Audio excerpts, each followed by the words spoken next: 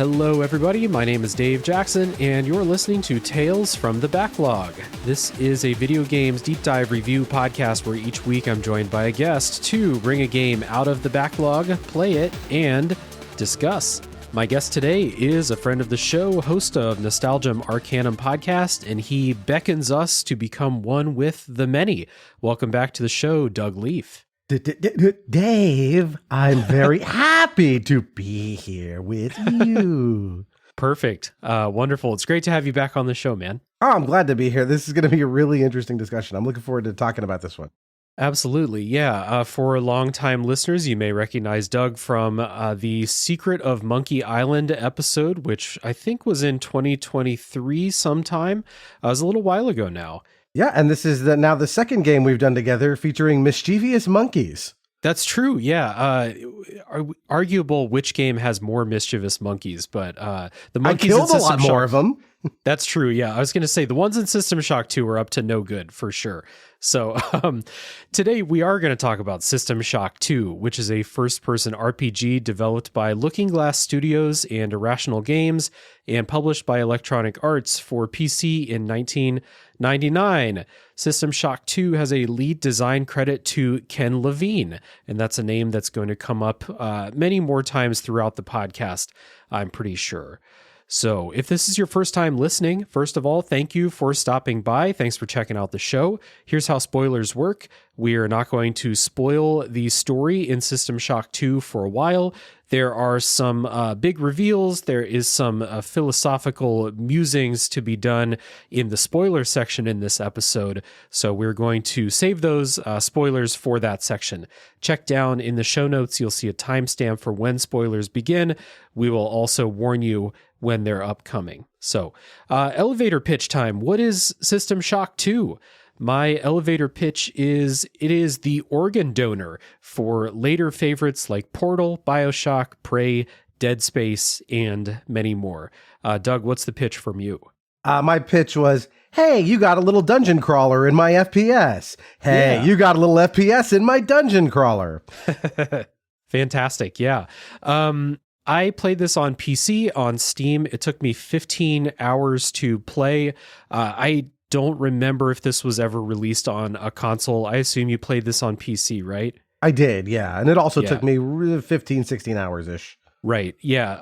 I forgot to check that. I think it's only available on Steam right now, at least as far as modern consoles go. And as with like most PC RPGs from like the 90s, early 2000s era, a lot of people recommended I play with mods. There's a big community patch that makes a bunch of tiny little fixes. However, I didn't. I played this vanilla. I had no issues as far as bugs or anything like that, but it is a thing when you play, especially PC RPGs from this time. Did you play vanilla or did you mod it at all? No, I played vanilla as well. Yeah, Nice. I was worried if I tried to mod anything, I would just hose my system somehow. I'm not the most technically minded. Like the lie detector when Homer Simpson does it, just explode in a poof of smoke. Pretty much. That's been my experience with mods. Exactly. Me too. Yeah. So we always get started with our histories with the game here. And I remember that when I had I think I posted somewhere that like, hey, I might be looking for a guest for System Shock 2. You jumped at the chance. So had you played this before, or were you looking forward to playing it? And if so, what's the pitch? What's the draw for you? So the answers to your question are no. And yes, I had never played this before. Mm-hmm. But this, like you, this has been on my backlog for a long, long time. I had heard about the game forever. That picture of Shodan, that promotional picture, has basically been, if you've ever walked into a Fry's Electronics post 1999, you will see that, like, it's everywhere. And I knew this game was highly influential. So it was one of those things where I thought, like, oh, this is a great excuse to give this a shot. Yeah, for sure. And are you a fan of a lot of those other games I mentioned? Like, of course, Bioshock being Ken Levine's subsequent games. Yeah, the only ones of this series, if you can call it a series, that I have played are Bioshock and Bioshock Infinite, which are there. It's interesting to see the continuum that where this game sits, because those games are much, much simpler. Yeah. And it seems like they might have learned a lesson, because this game is very complicated, or there's a lot. You'd be shocked at how many systems there are. Like there's a lot of that. So they are much more stripped down. So if like I came in thinking this was going to be more similar to Bioshock. Yeah. And it was not. It was, again, you could see the evolutionary line from one to the other, but they're very different games. Yeah, and if you go back and look at the first System Shock game, which I haven't played, but I've seen a bunch of stuff on YouTube, that is an RPG-ass RPG. So like you can see the streamlining from System Shock to System Shock 2 and then Bioshock, which is like barely an RPG, if at all. So yeah, for sure. So like you, this is my first time playing this, and I've always been like kind of interested in it because I am a fan of all of those games that I mentioned before. I call this the organ donor, kind of a gruesome metaphor, but the System Shock series is basically dead. They remade the first game, but there's no new System Shock. But all these parts got taken out and put into all of these games that I love, like Bioshock and Prey and Dead Space and Portal and things like that. And when I look back at like the history of the immersive sim genre, which is one of my all-time favorite types of game to play, it's like Thief, System Shock 2, Deus Ex. Those are like the pillars of that genre. And I love Deus Ex. I haven't played Thief yet, but I want to. But yeah, System Shock 2 is kind of iconic. You mentioned the image of Shodan is everywhere. Like I had seen that image for years without knowing what it was. And then when I saw the cover for System Shock 2 for the first time, I was like, oh, that's what that is. Okay, the creepy virtual world Medusa head, basically. That's System Shock 2. Okay. But I didn't play this for a long time, despite being really interested, because I thought it would be too scary.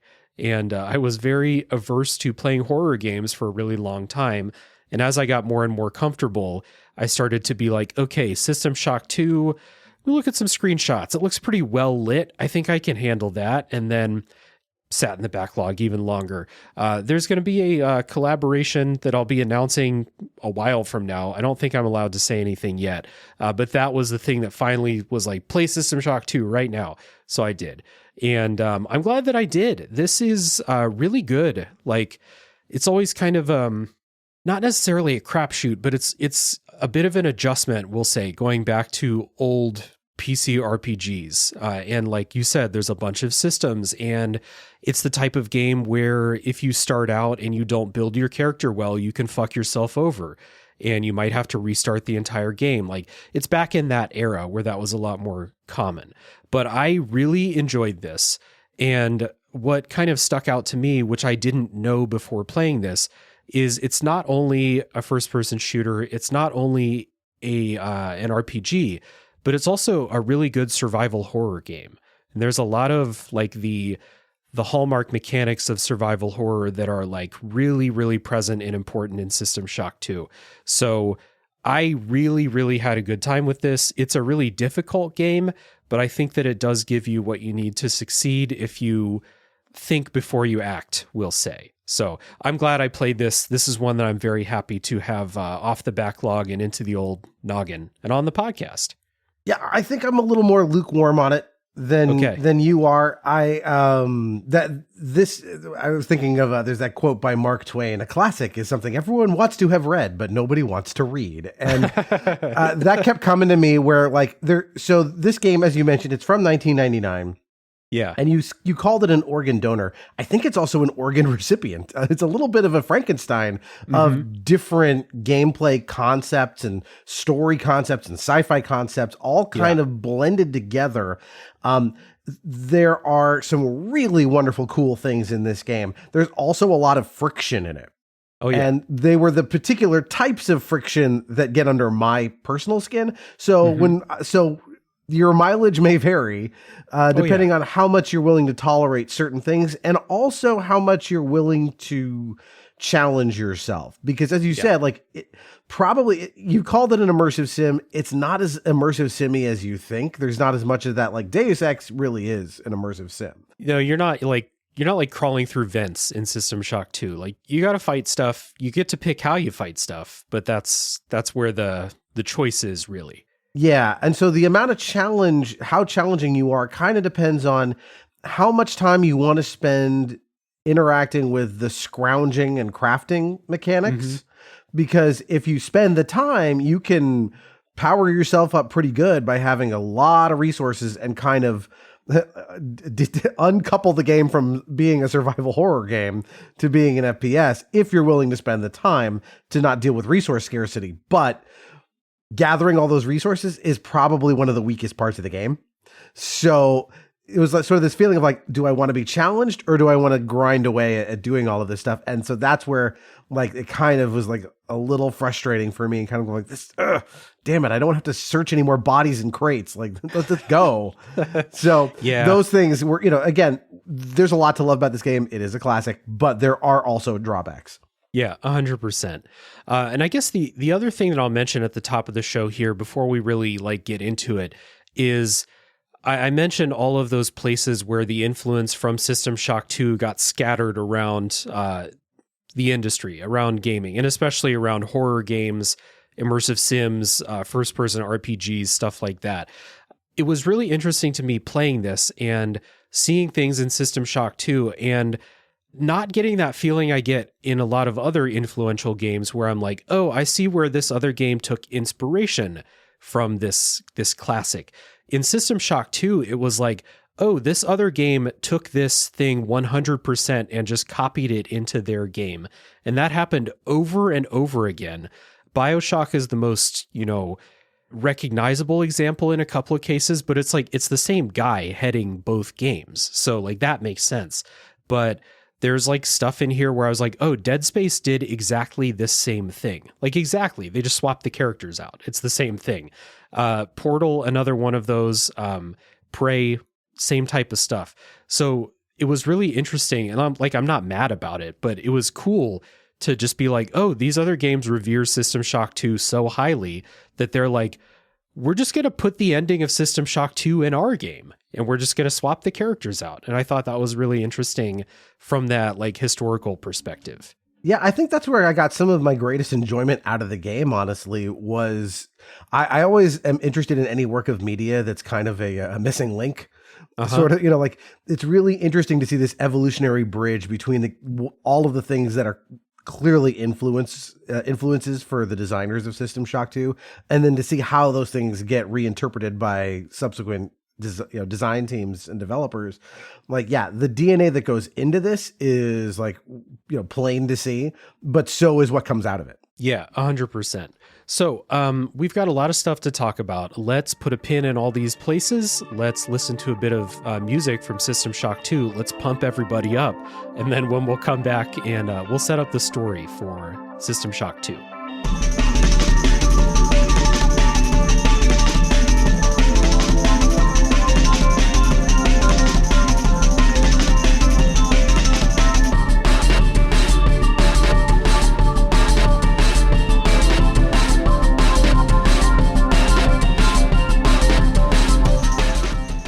The story in System Shock 2 was written by Ken Levine. Once again, it directly follows the events of the first System Shock game.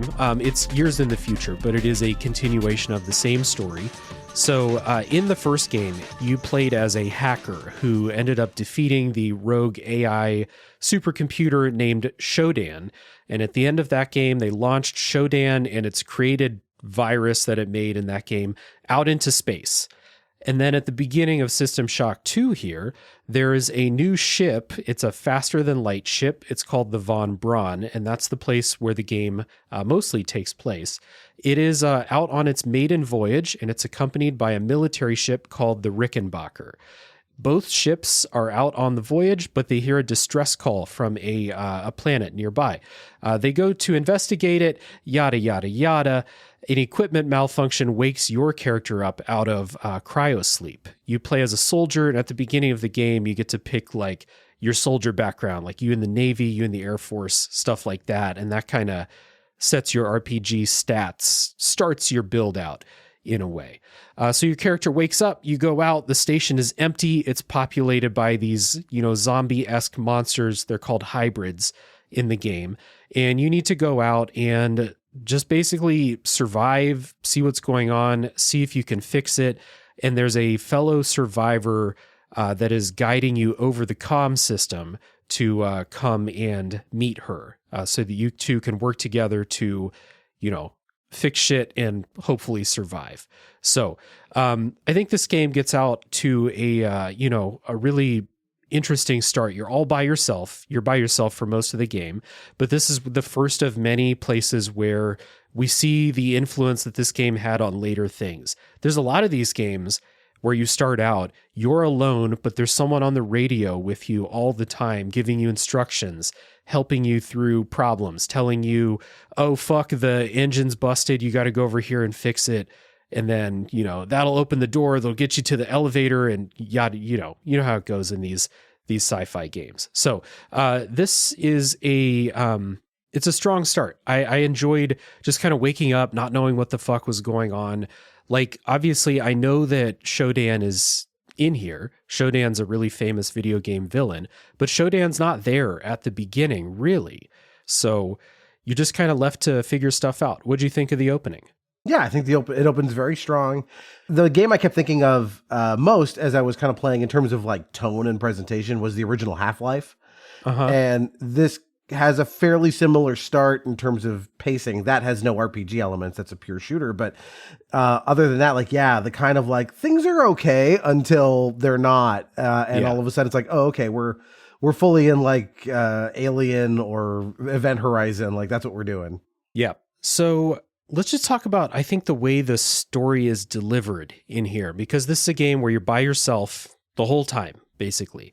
So you get your story delivery by hearing various people or forces talk to you through various means of communication as you're going around the ship, but also through audio logs that you pick up. If anyone's played Bioshock, guess what? It was in System Shock 2 before Bioshock. Go figure.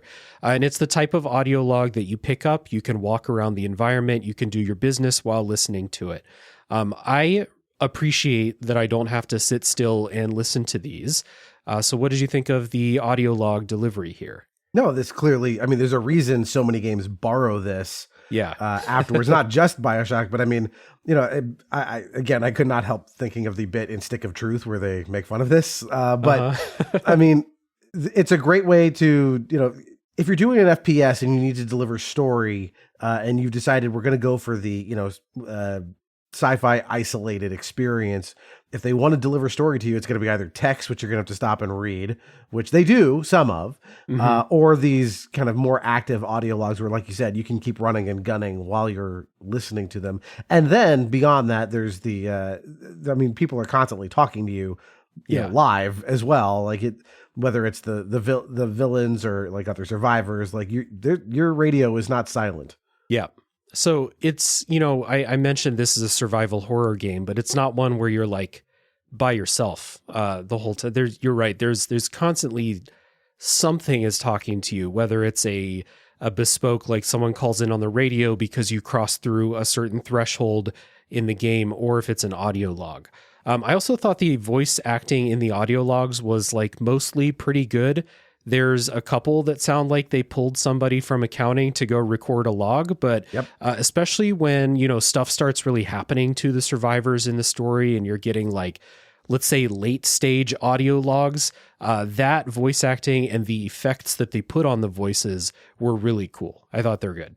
Yeah, I would agree with that. There's definitely a few people that you're like late 90s voice acting in games. That's just part of the price of admission. But for the key characters that really count, and especially for the many and for Shodan, they have to work, and they do. Those are the best performances in the game.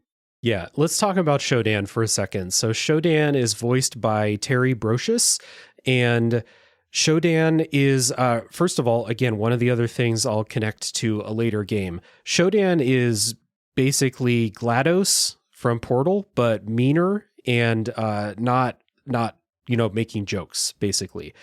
Yeah, GLaDOS is the Douglas Adams Hitchhiker's Guide to the Galaxy version of Shodan. Like, GLaDOS is pure comedy. Yeah. Even when she's saying horrifying things. Sometimes Shodan says things that are, bleakly funny. Like she's not totally, menacing. She's not say, you know, HAL 9000, but the connection between those two characters is, you know, obvious. Although I guess every evil AI since 2001 owes a debt to HAL. That's right. But she's a little more spunky than HAL is, and the effect on her voice, that like Max Headroom bit that I did at the beginning, like it never, I thought it would wear thin after a while, or that at some point, like, I don't think this is a spoiler, but like the voice never like evens out where like, oh, that effect goes away. Like from beginning, the first time you hear it to the last time, like that effect is on there, and it's unsettling.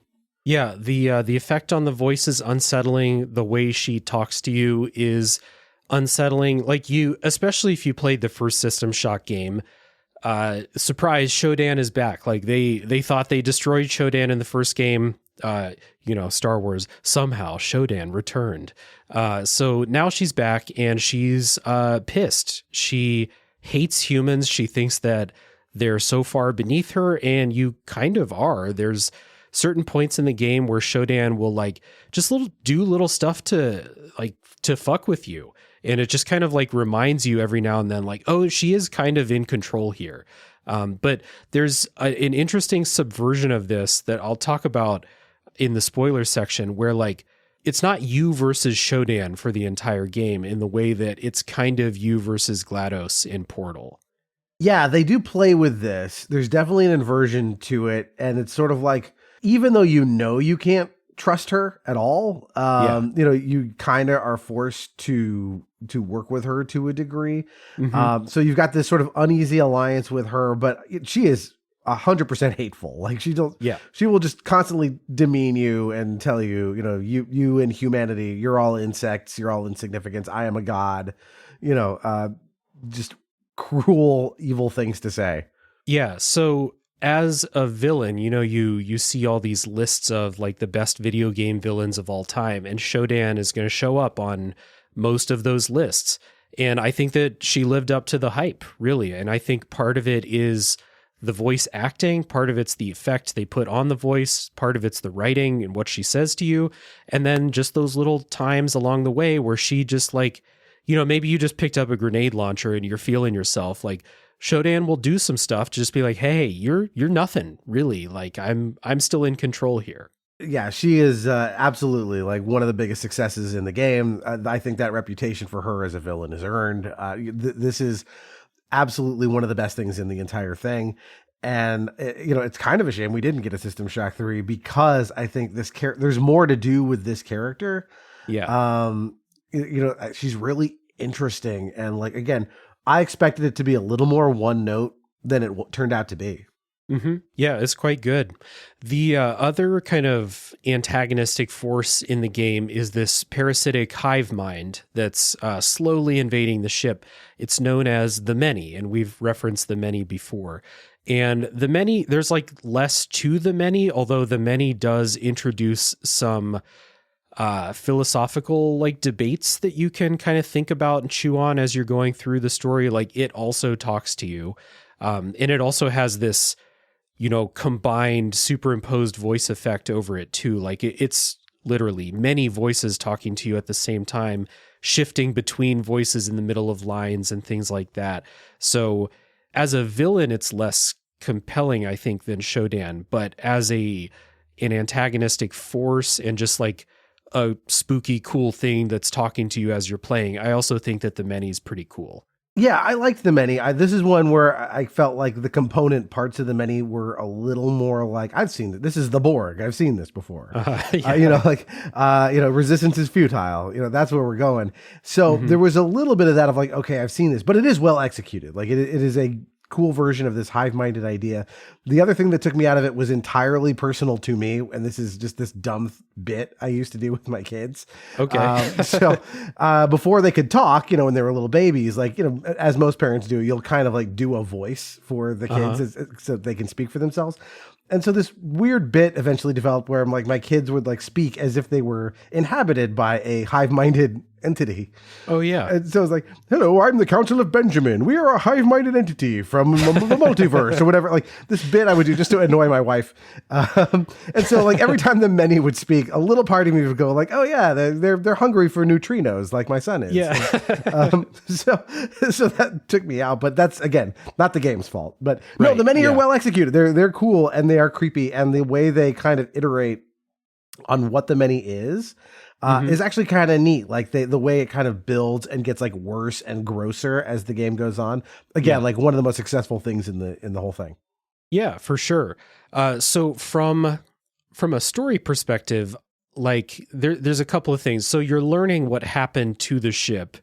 You're learning about these individual like crew member stories, and there are some like, little short stories among, spread out over several audio logs with familiar characters that you keep hearing from. So you're learning about what happened there. You're learning about like the nature of the many. You're learning about what Shodan wants. I thought all of that stuff was just really fun to uncover. And there are some like cool reveals along the way about those things. And of course, save those for the spoiler section. So as far as like the plot of System Shock 2, I thought it was a lot of fun to go along the ride for. And then we'll just say right now, the ending of System Shock 2 is infamous for a reason. It's one of the most baffling ending cutscenes I think I've ever seen. Yeah, 100%. I think I messaged you when I said I got to the end. I have thoughts. That ending is bonkers. But that's one of the things where like I think people get real up in arms of like, oh, the last 15 seconds of this thing I didn't like, but the other 99.9% was cool. It's like, well, then my review is a D+. And you're like, well, no, you had 99% of a thing you enjoyed. I think the plot here overall is good. It is well delivered. It does something that I think a sci-fi horror thing needs to do, which is building dread. Yep. Like one of my all-time favorite horror movies is the David Cronenberg remake of The Fly. And like that's, in a way, it's almost not a horror movie because there's not like a villain that stalks everybody. There's not a lot of jump scares or anything like that in it. It's literally just that feeling of like every time we cut back to Jeff Goldblum's apartment, your brain goes, oh God, it's going to be worse, isn't it? How much worse is it going to be? And that's what's going on here. It's like every time you go to a new deck on the Von Braun, like you're like, okay, whatever situation I was on the last deck, things have gotten worse by the time we get here. And they deliver on that, I think, pretty well.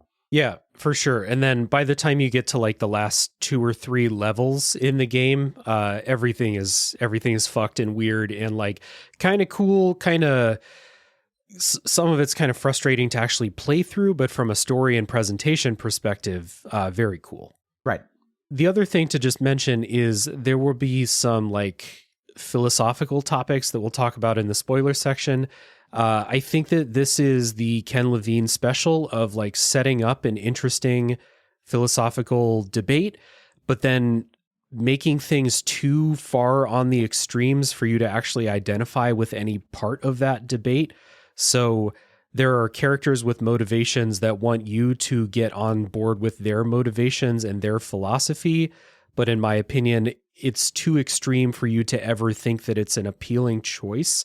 Which is something that, later Ken Levine Bioshock games also a pit that those fall into as well, in my opinion.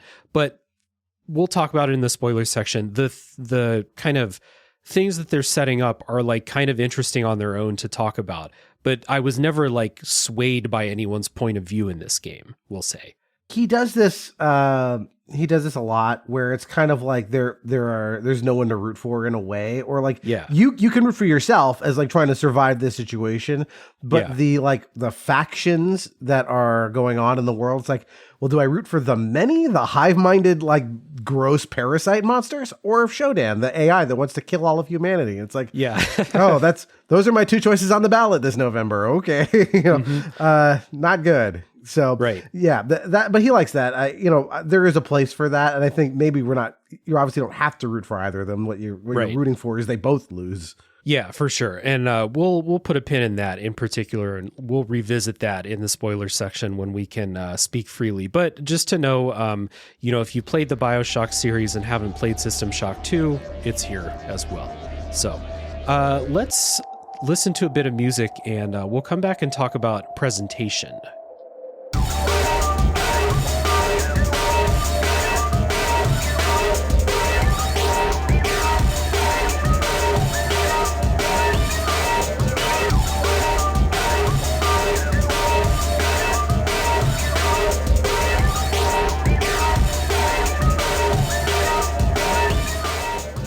So you had mentioned just a little bit ago, talking about this sense of rising dread as you're going through the game.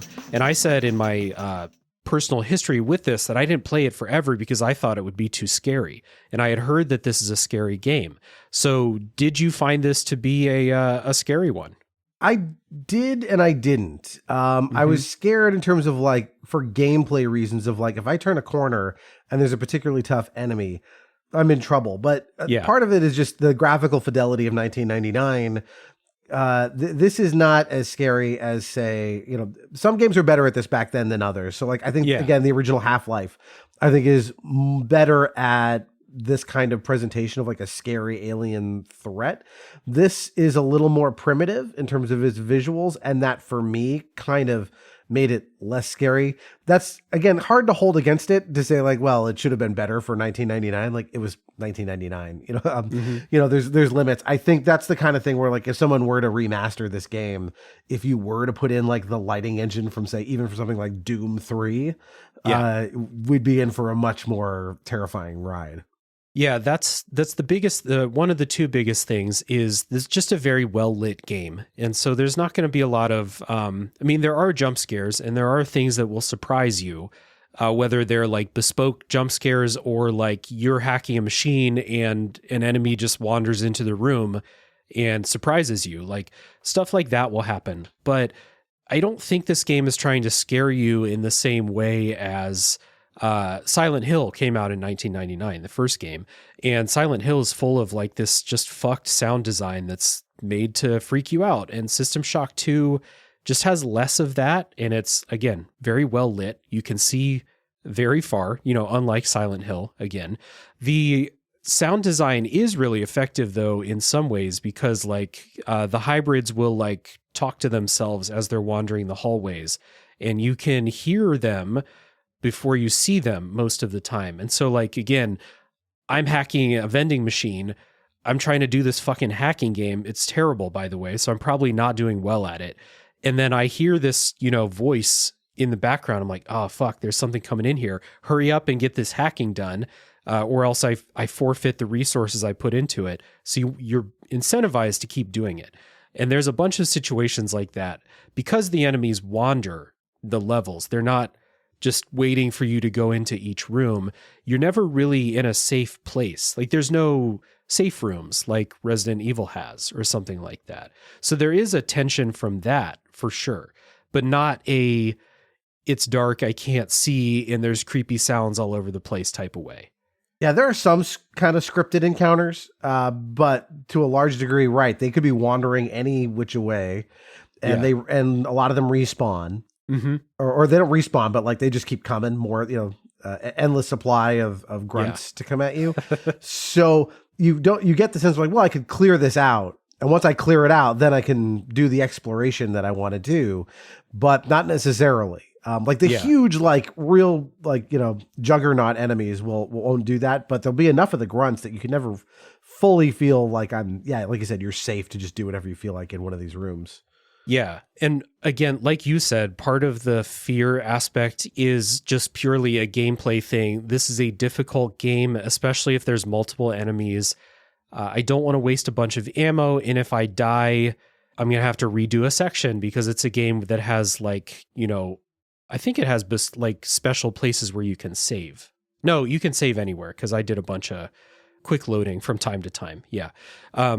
So you do have that pressure to check around each corner, and not necessarily because I'm scared of what's going to be there, but because I want to know what's there so I can tactically approach it, because you do have limited ammo. your character is a little bit squishy. So like, especially like some of the enemies, like we talked about the monkeys shoot fucking exploding fireballs at you, and they do a ton of damage if they hit you. So you better know if there's a monkey around, you know? And you'll hear it. I mean, you will hear monkey noises. You'll know. Oh yeah. The other part that like takes away from this game being as scary as I think it could be is the music, which is not horror game music at all.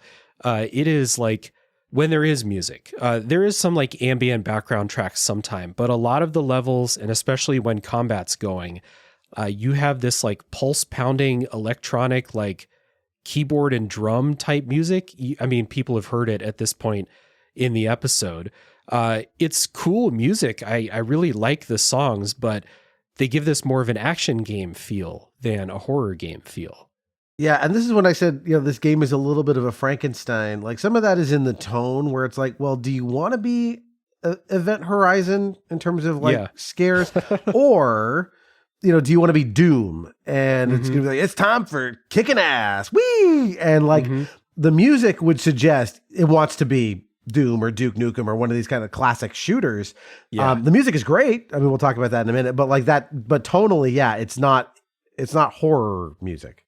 Right. It also like, it kind of fits like a sci-fi tone, but to me, it doesn't really fit I'm exploring a fucked up space station type of tone. It's more like you said, like Half-Life in space music or something. Even Half-Life has some of this music, but it's a little more scary or like, intense. This reminded me of more than anything of like the Daft Punk Tron music, which rocks, by the way, if you haven't heard that.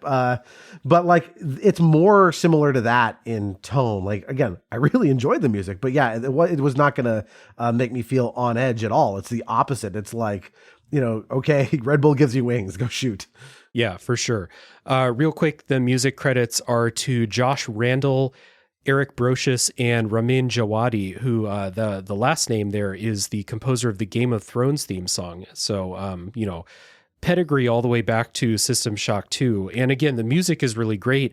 I just, it's clear that they weren't all in on scaring you. And I think you're right. Like, they are making a System Shock 2 enhanced edition, supposedly. And I have seen some like screenshots and like, trailer footage of that. The lighting is definitely more modern, but I'm not sure what they're going to do with the music. So they're going to have to make that choice. Do we want to stick with this original thing, or do we want to be more of a horror game? Because it is kind of both. The other part of the presentation that gives it that horror game quality is environmental storytelling. And it's a thing that was kind of taken forward into Bioshock as well. Like Bioshock's really, really good at environmental storytelling. You find a dead body with a note or an audio log and a message on the wall, painted in blood or whatever. That System Shock 2 does that too. And then like, the way the bodies are posed and, other things in the room might tell you the story of what happened in that room. And it's always fucked up in this game. And that lends a little bit to that, back on that horror side of the atmosphere, I think. Yeah, I don't know that it's like 100% effective, but it feels like, this is the first like attempt at something like that like later games would really nail. There are some times where they are a little more explicit about that. So we talked about like how stories delivered through like people talking at you or audio logs. The other way they convey things are through ghosts.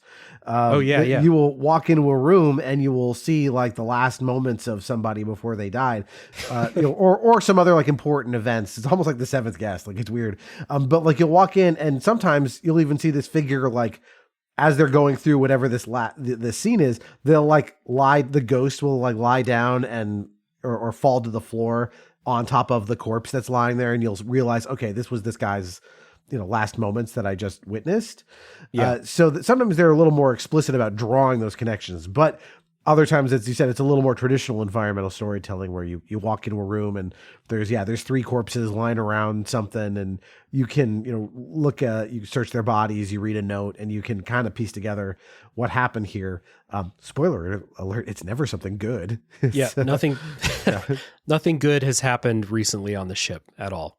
So I generally thought the presentation was cool in here.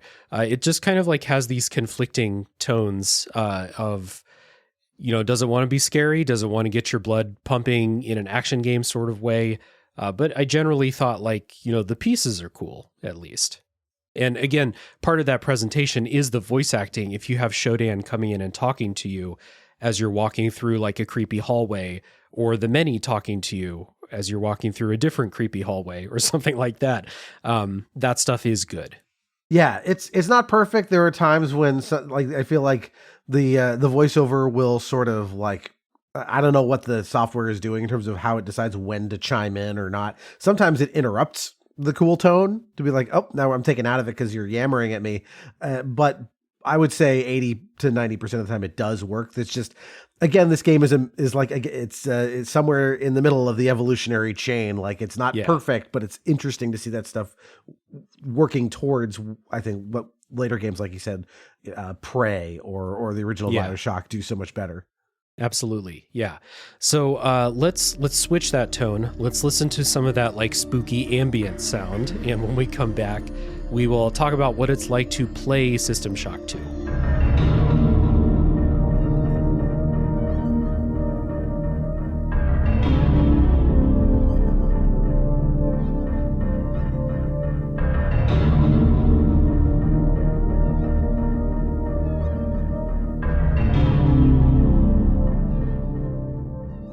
All right, System Shock 2 begins, like I said, with a tutorial where you create a character, and this is a class-based RPG. So you pick what branch of the military, which determines your class, and then you pick what training exercises your character does, which gives you like some starter stat boosts. So you have, I would say, like 3 main builds, maybe 4 that you can do. You could do like an all melee build. You can do like, a traditional gun build. There's energy weapons. There is a magic system, so you can make like a psi abilities build. And then there are things later in the game called exotic weapons that have their own skill. And if you want to use those, there's like they have their own crafting system and stuff like that. So what kind of build did you pick and go through the game as? So I went for, I think what do they give you? The Navy, the Marines, and like the OSI or something is the other one. Something like that. I picked that one because I'm like, well, I don't know what this is. That sounds interesting. Not realizing that was probably making this harder for myself because that leans more into the psi powers, which are a little more finicky in terms of, they're not as simple as like point and shoot. But I ended up, by the end of the game, you can, as we'll talk about, you can adjust your stats by going to these little like kiosks that are all over and just changing the numbers on your stats. And so by the end of it, I figured out I was well served by having you need hacking to be as good as possible to minimize the disruption from that. Like that's a like pro tip. Do not assume you can sidestep the hacking. I put a lot of emphasis into having a strong melee build because the wrench that you start out the game with never runs out of bullets. And if you can whack a bunch of scrubs with that and take them out in one hit, if you get decent at that, you're basically turning this game into Kingsfield in a way. Yeah. That's good to do, I found, because that saved me a lot of time and heartache of trying to worry about, am I going to run out of ammo? Do I need to interact with some of these other systems to keep my ammo supply going? The weapons degrade over time, but the melee weapons don't. Right. So you want a good solid melee weapon. I had some decent gun stuff, and I had, there was a cryonic psi power that I found was really effective for like, there's these security cameras that are all over the ship. You're incentivized to take those out as soon as possible, especially from a distance. I found the cryonic psi power was pretty good. You could like fire that off and take out the cameras, and that again saves you a lot of heartache. Yeah. So that was my build. Nice. Yeah, I did wrench for most of the game, and then standard guns, and I carried an energy weapon just to shoot cameras. Because you can recharge those. You don't have like ammo, they have battery. And so I used standard guns. I used hacking. Like whenever I play a game like this, hacking's always good. I didn't know that you basically need hacking to finish the game in this. So I'm glad I picked hacking. So again, echoing that pro tip, like get hacking to like level 3 or 4 if you're going to play this game. Like, please just do it. Otherwise, you're going to have a bad time at the end of the game. Yeah, hacking is not fun in this game, it's not. Unfortunately. The hacking minigame is probably the worst I can think of off the top of my head. Like, Bioshock has like the Pipe Dream hacking game, and it's way better. Even if you get tired of playing Pipe Dream, it's way better than it is in System Shock 2. Yeah, to be perfectly honest, I never understood how this worked. Nope. It was mostly a matter of just trial and error clicking. So you want to up your hacking as much as possible. One, because as you said, surprise, you're going to need it at the end of the game. And two, like, because this is one of the game's roughest edges, you want to sand that down as much as possible by pumping up that stat. Yeah, the hacking minigame, it puts a bunch of like nodes on the screen, and I think you're trying to make what seems like an arbitrary number of connections between the nodes. I don't understand how it works, and if you fuck it up, you'll set off an alarm.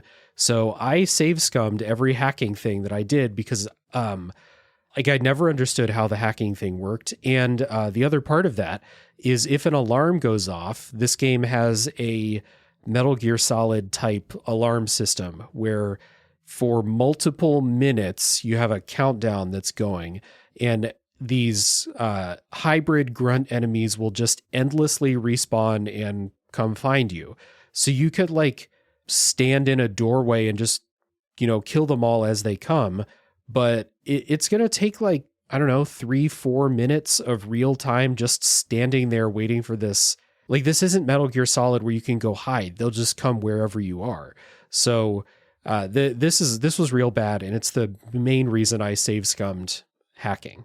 Yeah. And like I said, you're incentivized to hack because you want to have as many resources as possible. And sometimes in those hackable things, there are story bits, there's plot things.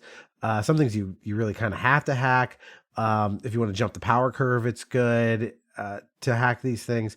And you do it a lot. Yep. And that's part of the issues I have with this is that the friction points, it's a lot of like, it's not that much friction, but when you have to do it 1,000 times, it accumulates.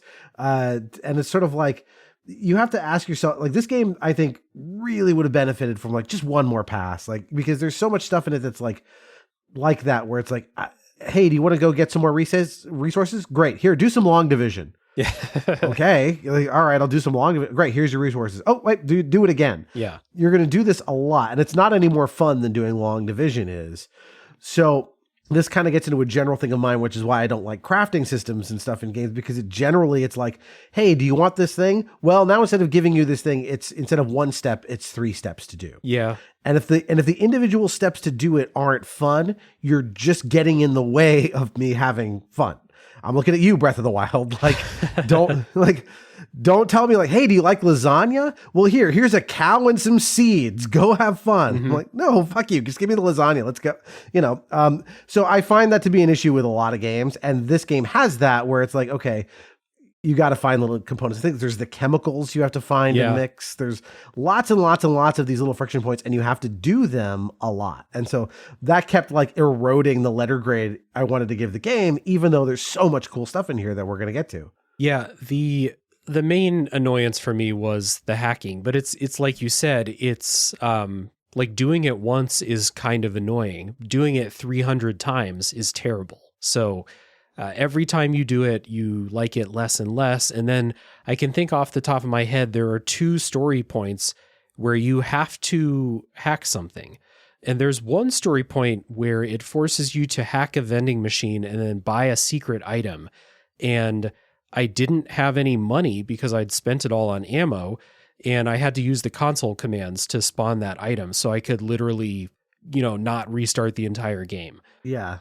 There's definitely things like that you could, bad adventure game stuff. And this has some adventure game DNA in it too. And you can lock yourself out of things that way, which is frustrating. And like the other thing you can hack in it, so you can hack lots of different things. Some of it's just hacking boxes that give you resources. Yeah. Sometimes you're hacking doors that lead to rooms that give you resources. Other times you can hack, like you said, you hack the vending machines, which can give you access to essentially cheaper goods. And then the last thing you can hack sometime are these like turrets, which, highly useful to hack the turrets. So you want to be doing this a lot. And that's why I said, like, it's a friction point. It's not an enormous amount of friction per hack, right? But multiplied by how many times you do it, it is a problem. Right. And then it compounds when you get into that alarm state, which is just not like, you don't have any like interesting recourse if the alarm goes off. You got to go stand somewhere and just kill like 25 dudes as they single file run into the room and try and get you. So that's not great. What I do think is great about this game, gameplay wise, is I think this is a really fun game to explore and find stuff because, like we said, resources are limited. So most resources that you find are going to be valuable and rewarding. This game does the cool thing that Prey stole, where you find skill points basically as treasures in the world for poking around in corners. They also give them to you as like, you finished a main quest, someone will give you some skill point items, but you also find them. And so like every time I was like, that looks like, I wonder what's down that shaft. I'll jump down there and, crawl down there and see, maybe I have to kill some stuff. Maybe it's kind of inconvenient, but at the end of this, offshoot, I find some really good treasure. And I felt like I was pretty consistently rewarded with that. The only issue is there's a lot of stuff out in the world, like those chemicals that like I might want to take for later, but I can't because of the limited inventory. So I always felt like I was rewarded for going and finding places. Sometimes I had to leave stuff behind though, which never feels great. Yeah, it's a fairly simplistic inventory management system. It's not like Resident Evil 4 where it's kind of a game unto itself. It's kind of like that, but you can't rotate the items. So you're not really like making a puzzle that much out of it. And certain items you can, it's not like you have one of them. It's like you have like, 28 units of whatever. And if you get more, now you have 35 units of, but it takes up one slot. There's things like that. But yeah, overall, I think exploration felt pretty good. This definitely, they learned their lesson from stuff like Wolfenstein and Doom, where it's like part of the fun is poking at the edge of these levels and looking for, doors or hidden places that you can get to. So I think overall that's pretty good. The only other thing I had about exploration that is a little frustrating was just that, like, because of the low fidelity, I found myself getting lost a lot. And the game requires some backtracking, especially towards the end. Yeah. And which I felt like you didn't need to make me backtrack. You could have just sent me down another hallway to do more of the kind of plot things I'm doing. So I think that was a little bit frustrating as well. Not a gigantic flaw, but definitely a little thing that like I didn't watch the entire thing, but there was a long play of this that was maybe 8 hours. And our playthroughs were like 15 or 16. Yeah. And I think a lot of that was just literally like, I don't know where to go. Yeah. I got to wander around. There's quite a bit of it where like, someone will tell you on the radio, like, I need you to go to the med bay, surgical area and find this thing. And so, especially late in the game, maybe I haven't been to the med bay in 10 hours. I don't remember where the med bay is. So I can scroll through all the levels in the map, or I can check a walkthrough or something like that. But if I was going to like try and find some of these places naturally, sometimes the spaces make sense in a way where like I see a sign on the wall that says med bay this way, so I just follow the sign. Other times you don't get that, and it's a little bit more like, or they're saying like, go find these 6 machines and insert this thing into each one of them. And fuck, I found 4 of them. Where are the other 2? Who knows? Stuff like that. Yeah, there's one of those near the end of the game that is pretty bad in terms of like, because it's 16 things. Yeah. Not just 4. Yes. And yeah, if you missed one, guess what? You got to go, where's Waldo the ship to find it. So like this game, I think would have really benefited from having that classic kind of like arrow that's at the top of the screen that points you where to go. For your main quest objective, I think that would have helped a lot to avoid some of that. But again, 1999 game, I can't be mad for them not backporting in something that was more prevalent in the 2000s. Yeah. So I did use a guide for especially some of those later levels. There's a couple levels late in the game that don't make sense from a like geometry perspective, we'll say, that those are just a little bit harder to navigate. So I needed a little help to be like, what am I looking for here? I feel like I'm going in circles. Yeah, and some of them are like kind of nondescript sci-fi hallways. Yeah. But I think the more successful levels are the ones that have more personality and identity to them, because they do try to, like, to their credit, they try to make the Von Braun and Rickenbacker feel like actual places. Yeah. They're not just endless corridors that have no real rhyme or reason to them. They're a little more laid out sensibly than that. But again, a lot of them still are, it's like engineering versus, med bay or whatever. Like, they basically look the same. Yeah. It's hard to know where I am at any given point, unless you're on like the living quarter areas, which are really cool. Right. Yeah. It's always fun in this type of game, thinking about Prey or something like that, where you get a chance to go through living quarters or, recreation areas because you're on like this big spaceship. This game does those places well, too, to the, level of fidelity that they could in 1999, but they did a good job of stuff like that for sure. What did you think of the combat? So we talked about our builds. What did you think of like the actual act of fighting stuff? I think it's okay. I think it's, it's par for the course for 1999 first-person shooter mechanics. Mm-hmm. The only thing that got in my way a little bit was like sometimes, like you said, you're hacking and then all of a sudden you have to go into combat mode, or you need to pull up your inventory. And because it's PC and mouse, like you hit the tab button, which pulls up your inventory, but now you're not really moving around at all. Yeah. You can't do this on the fly. So anytime you have to interact with your inventory in a combat situation, it's a real crisis. Yeah. Because basically you've got to just run until you can get far enough away to have the time to do this. So I wonder if there was a smoother way they could have integrated that into the combat. But as far as the actual like moment to moment combat itself, I think it is a perfectly adequate shooter of this era. Yep, agreed. Shooting guns is fine in this game. The only issue with combat I had is trying to hit things with the wrench was pretty hit and miss sometimes, especially if you're trying to hit small things like the monkeys, or there are other, there are these worm enemies that burst out of these little egg sacs, and they poison you if they hit you, and poison's bad. So you want to take care of them quickly and efficiently, and it's just like the hit detection trying to hit small things with the wrench is rough. And you want to use your wrench on those worms. Yeah. Like it's not worth wasting bullets on them because they're small and hard to shoot too. So the wrench is your go-to there. Yeah. I will say the grenade launcher, I was happy to use that. Oh, it was good. Yeah. Good grenade launcher. Because there's some great moments where, like, these giant hulking enemies come into a room and you take them out with like 3 good shots of a grenade launcher, and you're like, that felt right. Yep. That was enjoyable. Another cool thing about the combat is there are different types of ammo. Now that you mentioned the grenade launcher, so the grenade, there's like incendiary grenades, there's frag grenades, I think there's like an acid grenade or something, if I remember right. It might be a different game. But for the guns also, there's armor-piercing ammo, there's anti-personnel ammo, there's regular ammo, and the type of ammo you're using makes a huge difference in the things you're fighting. Like if you're fighting a robot, using the armor-piercing ammo will, you'll kill it in 2 shots instead of 8. And in this game, that's a huge deal. So I really appreciated like the kind of tactics to be like, oh, I'm in a place that has a bunch of like big organic enemies. So the grenade launcher I would use against the big robot enemies is not going to work so well.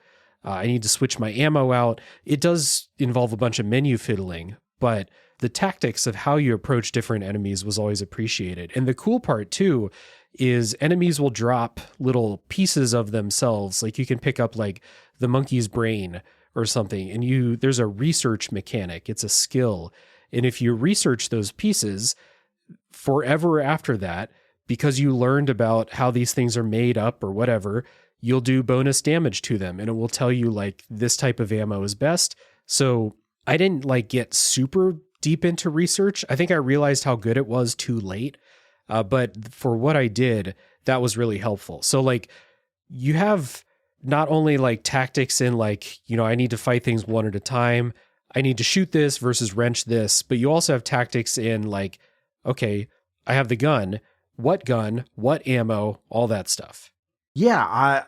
I like I said, I think if the switching off between the ammo types was a little smoother in terms of how it mechanically happened, this would be great. Because there's a little bit of a like rock, paper, scissors thing going on, as you said, between the different enemies. It's, use fire on ice enemies, stuff. But yeah, there's something really satisfying when you use the right ammo on the right enemy and they go down fast.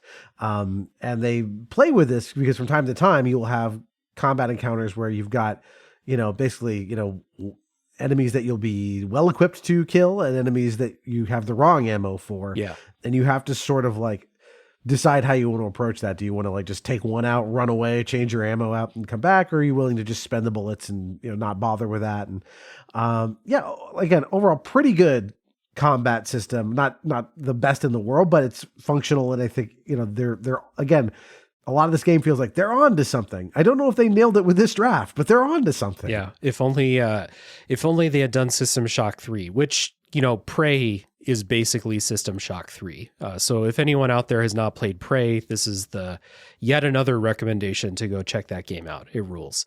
You use magic. So you mentioned the freeze magic ability. Did you do a bunch of others? Like, was the magic system fun to mess with? Because I didn't do any magic. See, I tried it out a little bit and I found that I was good at that one thing, but because the switching off between weapon types was a little bit of a friction point, I was like, well, I could go full magic build here, but I honestly didn't feel like I had a good mastery of how it all worked. But like I figured out this one thing. Yeah. So I'm going to do that one thing. Yeah. And just work on the guns and things that I know for the rest of it. So I didn't fully investigate what the system was like if I was to, go whole hog on it, make that my whole build. But there's some interesting ideas there. This clearly is what gives way to the plasmids in Bioshock. Right. But that's much more simplistic. That basically you have a type of gun in your right hand and a different kind of gun that we'll just call a plasmid. Right. In your, it's a magic spell, but a different sparkly projectile in the other hand. This is like, it's drawing on a different resource pool. And so it has some uses, but I wish I could talk about it more intelligently because I did not really go that far down this rabbit hole. Yeah. If I ever replayed System Shock 2, I would try like a psi build and just see what it is because I read, the threads and stuff like that from like the System Shock 2 pros. And it's one of those things where you read and they're like, yeah, if you're really good at magic, the game is a lot of fun to play in this like totally different way because the magic spells are not all just like fireball, ice beam, electricity bolt. There's a lot of like different weird looking spells that you can use. So it feels like a thing for a second playthrough for sure. Yeah, there's some telekinetic stuff to it you can do. And it's one of the things where I feel like I don't know if even the game is fully built around this idea. I feel like, again, with another pass at it, they could have integrated this more to where it was more of a viable build. And I just don't know, how much of this is like, let's put the system in there. And if it works, it works versus like, we put a lot of stuff in there to make, see from software. Like, we made this game workable for all these different styles. Yeah. So all in all, I think it's, there's some rough edges to the gameplay experience, but overall I thought it was a pretty fun and like ultimately like really engaging gameplay experience here. Moving slowly through the corridors, scoping out rooms before you bust in because if there's a couple of turrets and a strong enemy in there, you're dead. Like it's one of those games that you need to know what you're going up against ahead of time. And there's different ways that you can approach things. Again, it's not fully like Deus Ex level, how am I going to approach this entire level type stuff. But, you can hack the security terminal to turn off the cameras in the turrets if you want to. You can hack the turrets if you want them to fight for you. Otherwise, you can just use your abilities. Exploration was really good. So again, I had a good time with this despite, there being some annoying stuff. Like, every time you kill one of those shotgun enemies and you have to pick up its shotgun, take the bullet out, then drop the shotgun. Like, I want shotgun ammo, so I'm going to do that. But it's like, it's a bunch of steps to get one shotgun, shell. So there are annoyances. Do long division. Yeah, exactly. There are annoyances along the way for sure. But I think I would have expected that before starting, an RPG from 1999. So I was into this. Yeah, I think if I had played this when I was, 19 when this came out, I think I would have been way more willing to put up with some of these design issues we've been talking about than I am now. I'm much more impatient of a gamer as I've gotten older. That's fair. So there is that. So I would still recommend this game. I think there's a lot about it that's really interesting, even if you're just coming at it from a historical perspective and going like, I want to see this thing that is a building block of so many other games or was so inspirational to so many people. Yeah. I think the things that are about it that are cool are still cool. Like they still work, they are still really interesting. But it is a qualified recommendation that you are going to be dealing with a certain amount of, little annoyances and frustrations that build up. So that's going to be, up to you as to how much that affects your experience. Yeah. I would say that if you're up for, like, if you've played an RPG of this era, like if you've played Deus Ex is also not a perfect gameplay experience. But if you like Deus Ex and you can deal with, one of these first person, shooter RPG hybrid type games from this era, then I do think you're going to have a good time with System Shock 2. There are things about it like, the hacking, there's a little bit of like lack of direction at times and some wandering that goes on. But if you're okay with that, or if you're just okay with checking a walkthrough when you get lost, that'll take that away right away. And it's not like walkthroughs didn't exist in 1999 either, because I followed someone's game facts from like 2000. So right. I think that like as a gameplay experience without that historical perspective, I still think this is a pretty competent gameplay experience, and I enjoyed it. The story stuff holds up pretty well as well, like we mentioned. But the main recommendation is for people, like you said, who love all of these later games that we've been name dropping, like Bioshock series and Prey and Dead Space and Portal and stuff like that. Playing System Shock 2 is going to be a really eye-opening experience. It's like this was like the Rosetta Stone. Yeah. I was going to say, like, I played this and suddenly everything made sense about like what I would consider to be one of my favorite genres of games. And I think I'll feel the same way if I play Thief and like, that final puzzle piece will be inserted and, the knowledge of the gods will be unlocked or whatever. So that was cool too. Yeah, I was reminded of kind of the discussion we had about Monkey Island, which is that the original Secret of Monkey Island is a good game. It also has a lot of mechanical things that rough edges. So the question there was like, well, if you want to play the historically important one, play Monkey Island 1. If you want to play a point-and-click adventure game that might go down smoother, there are better choices than that. And I sort of feel the same way about this, which is like, historically important shooter / RPG dungeon crawler. If you want something more on the shooter side from this era, play Half-Life. If you want the immersive sim, play Deus Ex. This thing is sort of in the middle and none of them.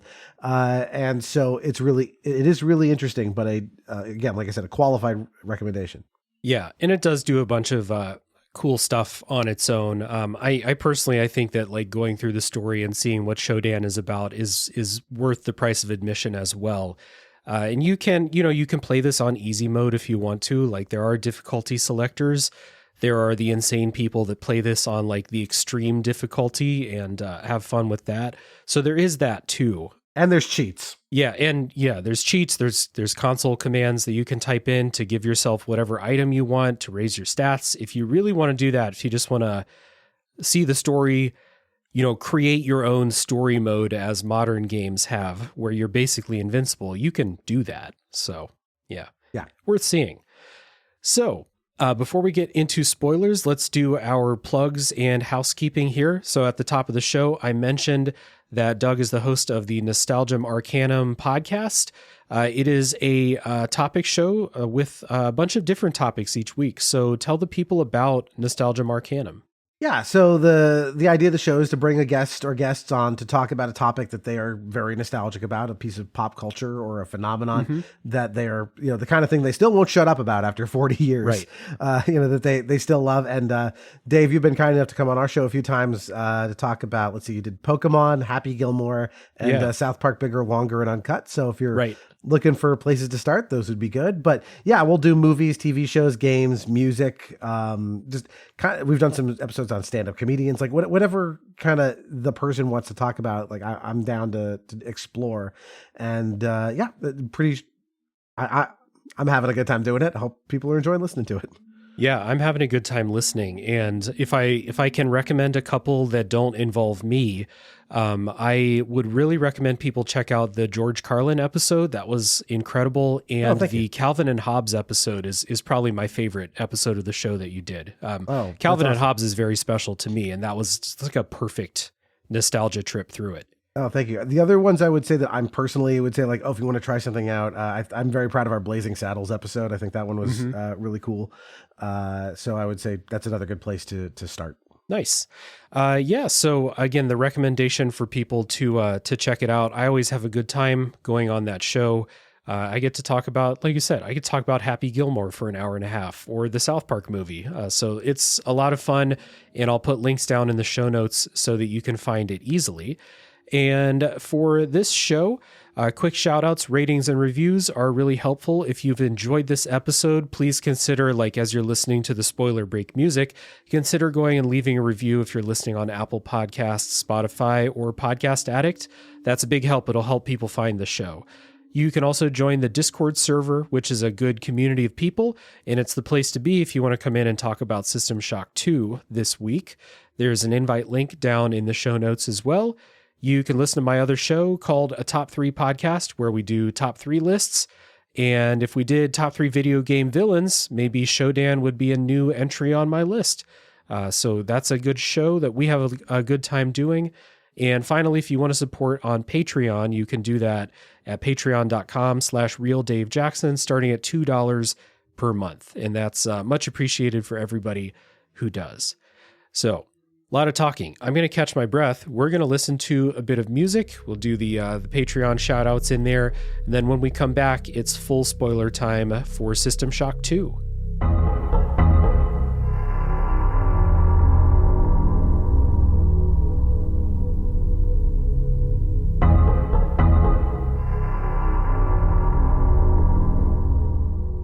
All right, now before we get to spoilers for System Shock 2, I have some people that I need to thank. So a big shout out to Chris Nelson, the Top 3 Podcast crew, Chris Copleen, Zulgeek, Eric Guess, Rick Firestone, Nick Fakori, Jill, Jeff, formerly Jerf, Kieran, Soccer, Cupcake, Kyle, Christian S., Matt aka Stormageddon, JD, Doug Lief, Jason Emery, Brian Skirsha, Randall, Jake Martin, Jenny E., Marcus O'Neill, David Stecco, and a new patron, Silcanet. Thank you very much. And thank you to all of you. Again, these people have gone to patreon.com/RealDaveJackson to support the show monetarily. It is a big help, and I appreciate it very much. Everyone else can be like them. Once again, that's patreon.com/RealDaveJackson. And with that being said, let's bring it back. It's time to get into spoilers for System Shock 2.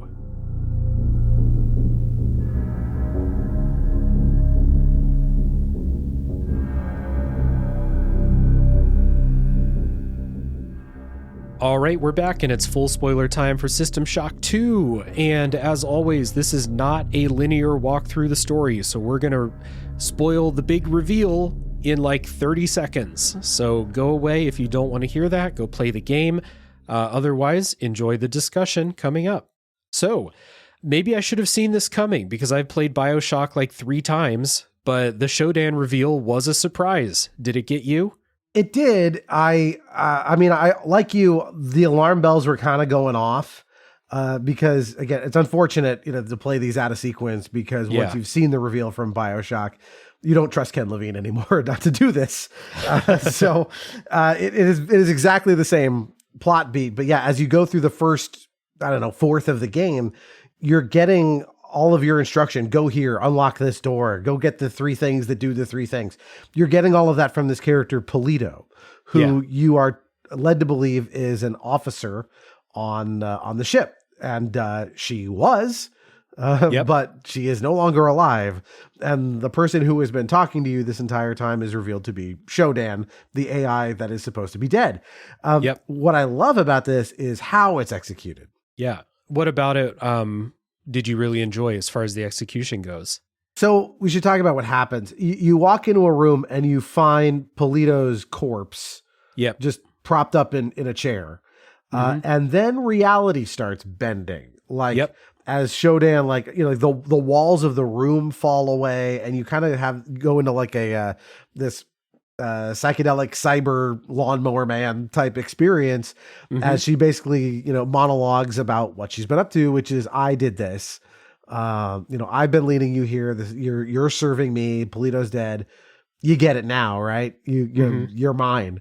And you know, because of the limited graphical fidelity, I think this is pushing it to the max as far as what they could do. And I still think it's pretty effective as having like the walls of reality fall away. Yeah, Shodan is like filling the screen up with her face. It's the first time you see that. I mean, it's on the cover of the game, but it's the first time you see it in game of what Shodan supposedly looks. I don't know, like, I don't really understand this, but she's an AI, so she can look however she wants to look. Maybe this is how she has chosen to, and I'm using she for Shodan, which I think is common for everybody. I don't remember if they do that in the game, but it's a female voice. So, and the presentation of it too, but it's like this, you know, this screen filling like Medusa head with wires and cords for hair, and then like the attachments come up from the bottom onto like the cheeks and stuff like that, and it's filling the screen, talking about how it's in control, it's been manipulating you this whole time.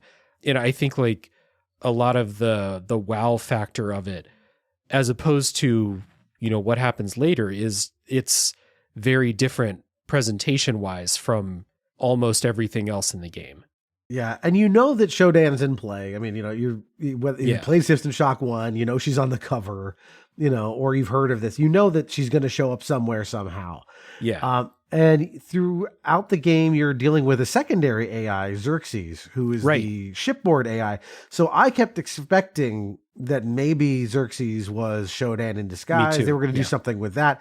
Xerxes, unfortunately, I feel like he's a little too dry. His voice actor. I wanted him to be like David Warner or something. So, you know, or Malcolm McDowell, like one of these kind of British character actors would have really, you know, kicked it up. Alan Rickman, you know, kick it up a notch. It really is. The voice acting for Xerxes really is like the most uptight British robot voice possible. It's kind of perfunctory. Yeah. Yeah. But you don't know if you can trust him either. Right. And you still never really trust him, even though he's basically kind of bland throughout the story. But yeah, once you know that, like, okay, Shodan's, but the great thing about finding out that Shodan has been manipulating you is that she continues to manipulate you while you're fully aware of what she's doing. And I think that's a really clever, because most games would like, this would be the twist, and there'd be like a third of the game left where you fight Shodan and that's the end. And instead they put the twist at the end of the first act, and they let you continue. So she's telling you, you got to go debug the whatever, you got to turn this on, you got to turn that off. And you're like, I know I shouldn't be following your instructions, but you're telling me how to survive and to defeat the many. So I have no choice but to accept these instructions. Yeah. So that's the cool part. And that's like the subversion that I mentioned in the non-spoiler part, is that it's not you versus Shodan after this moment. It's you and Shodan versus the many. But like you said, along the way, you're doing all these things that Shodan tells you to do, turning off these machines, you know, hacking security stuff, giving control of like ship systems to Shodan. And the whole time you're like, this is helping what Shodan wants, but the many are taking over the ship. Like, if we don't kill the many, we're definitely losing. So that's, you know, a very cool thing about it. And then the reveal eventually, because this is not presented this way at the beginning, but the reveal that Shodan created the many in its like infancy, and then it got out of her control, which is also cool. Well, and then that's another subversion as well, because she tells you that. She tells you, I created the many. They are now, you know, they've just like humanity created Shodan and she got out of their control. This has happened to her now, which is an interesting idea of like her creation is turned on her. But because she's evil and she screwed you over through 1.5 games, you don't know that she's telling you the truth about that. For all you know, what you're doing is helping the many, and she is on their side. So that, you know, it's not until fairly late in the game that you have a sense of like, where does she actually stand versus the many? and what you're doing. Like that's what I love about it, is like all the stuff is hiding in plain sight. Like I'm telling you I'm evil and you shouldn't trust me. Yeah. And you still need to do what I say. Like that's actually very clever and good. Mm-hmm. Yeah. So, I mean, there is a lot of really cool stuff that goes on here. And it's just really cool as you're going through this, like, I don't know, from the point that Shodan is revealed until you go into the body of the many, and like everyone's cut off from you. Like Shodan can't talk to you in there. Until she's like giving you instructions, but she's also just talking crazy shit like to you, just talking about how insignificant you are, how stupid you are, how you'll never compare to her, but you have to work with her. You have to, every time she gives you a reward, she's like, oh, that was fine, I suppose. Here, take some, I forget what they call them, cybernetic modules, and go unlock the next door that I need you to unlock. Good you dog. Little piece of shit. Yeah, exactly. It is almost like giving you a little treat.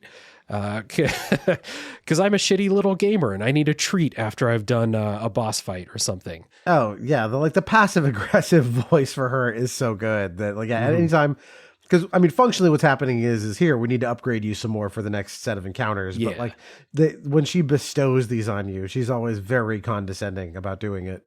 Mm-hmm. Yep, it's great. So the reveal of Shodan, and then like working with her along and the other thing, I'll just like throw this out right now before I move away from talking about Shodan. There's a couple of times when you can like disobey her.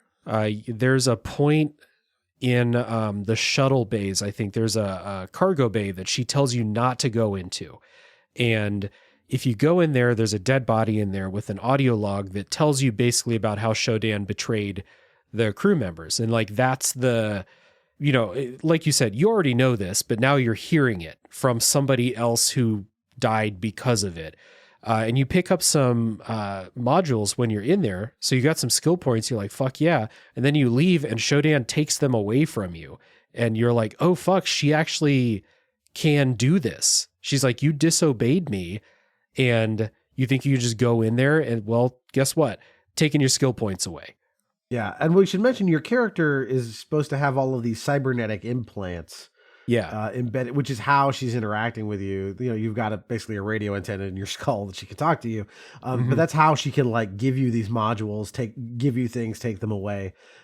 Which adds another layer to this idea of like, well, she's kind of, she's hacked into my brain. So how much could I even trust what's happening around me? That's how she was able to make the walls fall away. So during the reveal, it didn't actually happen at all. It only happens in your mind as she's making this presentation to you. And this is part of her plan too. Her plan, stemming, like this is how the virus came to be. Her plan is she's trying to make humans more receptive to cybernetic enhancement. Because I guess I read this about the first game, but she's trying to rebuild humanity in her image. So like as far as capabilities go, but also physically. So it's kind of what she's doing with your character too. Like you want to get powerful so you can go to the next level because you're playing a video game and fight tougher enemies and use better guns. But you're kind of on the path to being Shodan's super soldier as well. I mean, if she were to wrestle control away from you, which I guess you could assume that might happen at some point, or if you buy into like the idea that anybody would willingly work with Shodan at some point in the game. But this is her plan. Yeah, well, at least it seems to be her plan. I still feel like there's like, how many layers of double cross are there? Yeah, that's true. Because then you've got the many on the other side. And what I love about the many is they're doing this very classic thing, again, straight out of Ridley Scott's original Alien, right? You get the distress signal, you land on the planet, a life form attaches to you, and it gets on your ship, and now it's out of control. But they start out as these, like, they're just worms. They're just these little worm creatures. And from that, they continue to, like, evolve and get bigger and get worse and grosser. And, they're all, like I said, I love the voice acting as, like, people are, you can hear them when they start out as, like, regular humans. And then they, the bliss of joining the many kind of takes over. That stuff is all really well told. And they do it. This happens a bunch of times where you'll get introduced to a character through their audio logs, and by the last few audio logs you hear, they're gibbering with many dialogue. Join us in the poetry of the flesh, or whatever they say. That kind of stuff. There was one audio log I remember where, and bad podcasting, but I did not take notes about audio logs. But there's a couple that I remember where there's one where it's like a guy, and it's like his introduction to the corrupting force of the many. But he's like, a worm jumped up on my shoulder. It told me how to build a hyperspeed drive or something like that. And I'm like, what the fuck? And he's like, I'm gonna do it. Like, this makes sense. It basically, you can hear him like explain thought process for joining the many while he's still lucid. And then later you have like those logs where the people are like you said, they're doing basically the many's dialogue in their audio logs. One cool thing I didn't mention before that's related to the many is all the hybrids that you fight, their voice lines are really good. So when they're walking around or like when they see you, they'll say stuff to you like, run away. Like they're telling you to run away from them. Or they are saying like, I think I wrote these down somewhere.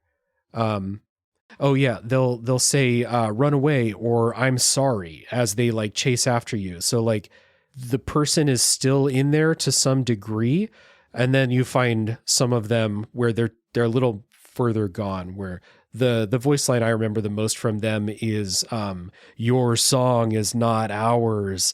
And you're like, okay, what does that mean? Join us. Yeah, they talk about like the hive mind as if it was like a chorus. They use like musical terms sometimes to describe what it's like, which again, straight out of the Borg. The Borg does that kind of stuff too. But like, it's like I said, it's effective, and it reminds me a little. If you've seen Slither, it's a little like that, where like these things keep taking on like more and more grotesque forms. And you get the sense that like, it's not just that they're like worms. There's like this weird contagion to them. Yeah. That it's a virus. It started as a virus. Right. So so you bust open an egg, you'll find these eggs that look, again, literally Ridley Scott alien eggs. You bust them open, and instead of a face hugger, like maybe one or two worms will come out of them, and you have to whack them with your wrench. Like, or so fucking cloud of bees, dude. The bees in this game. You and Nicolas Cage saying it together. Yes. Sorry. Yeah. Like the flying ones are gross. They'll talk about that. Like these things take on all kinds of forms. There's the big, like I said, the hulky, scary ones that are just blobs of flesh, with vaguely humanoid proportions, all that stuff. And then you get into the cyborgs too, as the human beings were infected by kind of both of these forces. They started going like, well, we can make the many and fuse them to like robot legs. And, so it's like full Cronenberg starting to happen. It's crazy how often you play, and I'm not like super familiar with the Alien franchise to the level that you are, but it's crazy how often you'll play video games and just see things that's like, this is not like Alien. It's just, they just did it in their game. Alien is one of my all-time favorite movies too. It's a great horror movie, but it's one of those things that's like, it is the base building block. It is so simple, in terms of what it is. It's just really effectively done that it, continues to reverberate. And like this obviously owes a huge debt to Alien. Like I said, the all of the influences are there, and all of the things that came afterwards that draw on this. Like the line is very, very clearly drawn. Yeah, really interesting evolutionary step for sure.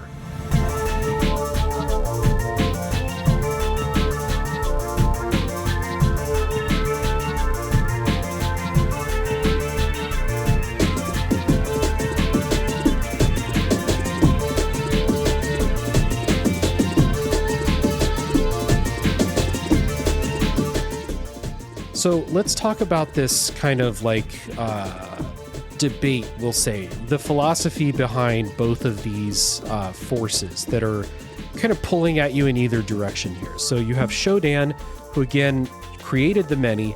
Eventually they grew out of her control, and they formed their own consciousness at some point, and then like it feels like the more join, the stronger this consciousness gets, to the point late in the game where the many is covering the Rickenbacker ship that you go on, which is a cool level, just a fun level that feels more intentionally designed in a lot of ways than the corridors of the main ship. But the many want you to just assimilate and be one with the many. Like, letting go of your consciousness basically to just be part of this. And I think some of the crew logs describe like this unknowable bliss that comes with giving yourself over to the many. So there's that. That's one side. And the other side is SHODAN. So SHODAN wants you to join her and just be kind of like, I don't know, like be her second in command or something like that. She offers you power, but that also, like, going along with SHODAN would be to give away your individualism. So it's not quite that you have two forces with two opposing ideologies, really. They both want you to give up your individualism and assimilate with them. They're just very different, like, ways of showing that in sci-fi horror terms, we'll say. Yeah, it's a little bit better to reign in hell than serve in heaven, kind of thing.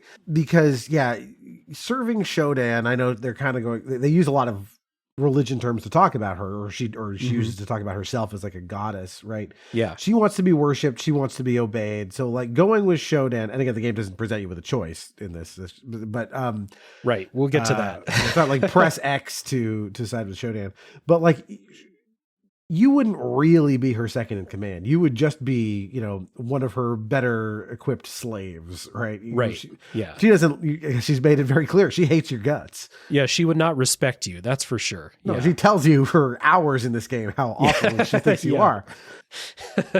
Joining the many, maybe you would be equal in some way. Again, the Borg, on Star Trek, they do this too, where like Captain Picard becomes part of the Borg for a very famous episode and then is rescued. And later on, he'll talk, you find characters like Picard or others who were part of the Borg and then were extricated from that fate. They will talk about how they miss it. Like they will talk about like there was like, it wasn't horror that they felt while they were part of the Borg collective. They felt ecstasy. Right. And that's exactly what they're doing here. It's that idea of like, the only way this would work, why anyone would join, is if it felt really good. Mm-hmm. The difference here is that there would be no coming back for these people because their bodies are either horrifically mutated if they're still humanoid at all. Otherwise, it's just a lump of flesh. They're just absorbed. Yeah. Yeah. So it's not necessarily like setting you up to pick, like you said, but I did see like a clip of an interview with Ken Levine where he wants these to be attractive in some way. And like joining SHODAN, not attractive in the slightest, really. SHODAN is the classic villain. The draw, I guess, and like why a bunch of the crew members went over is maybe because it feels good to assimilate with the many and like, just free yourself of all worries. And that's one of the things they always talk about with these assimilating, hive mind type things. Free yourself of all the worries of your life or something like that. But from the audio logs, it really seems like all the crew were mind controlled into joining anyway. Like it didn't feel like they willingly made the choice to join the many either. No, not at all. Neither of these. It's interesting that Ken Levine would look at this as like, I wanted people to consider which one of these they would do, and it's like you made them both horrendous. They're just different flavors of horrendous. I don't want either of them. So, I'm there to kill both of them, and you put a gun in my hand and told me to do it.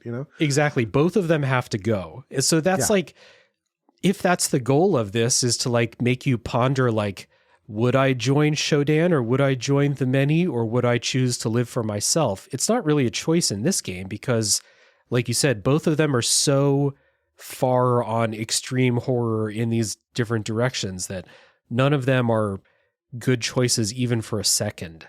So like they're really interesting as villains and like the way that they work and the backstory behind them all is really cool. But as like a philosophical dilemma, there's no dilemma really. Like we'll talk about it, but you can almost understand why your character has the reaction at the end that he does. Yeah, it's just not tonally set up for that. And we'll get to that in a minute as the bonkers ending. But the run up to that ending, there's this last few levels where like things start to get weird. Yes. And I do appreciate that. Like, so like, some of the cooler levels on the Von Braun, like I said, there's like the living quarters. So you can go, there's like a movie theater, like the shipboard, like, things, the creature comforts that they had, you can explore. But by the time you get to stuff in the Rickenbacker, there's a whole portion of the ship you go through that's upside down, which is really cool. You're on the ceiling of like a church. I like that stuff. And then, as you said, you go inside the many for basically a 3D Contra level where it's just all meat and giant elevators that are teeth. Which it's a little disorienting to play that. I wasn't sure I was crazy about that level from a play perspective, but from a conceptual kind of point of view, I kind of liked it.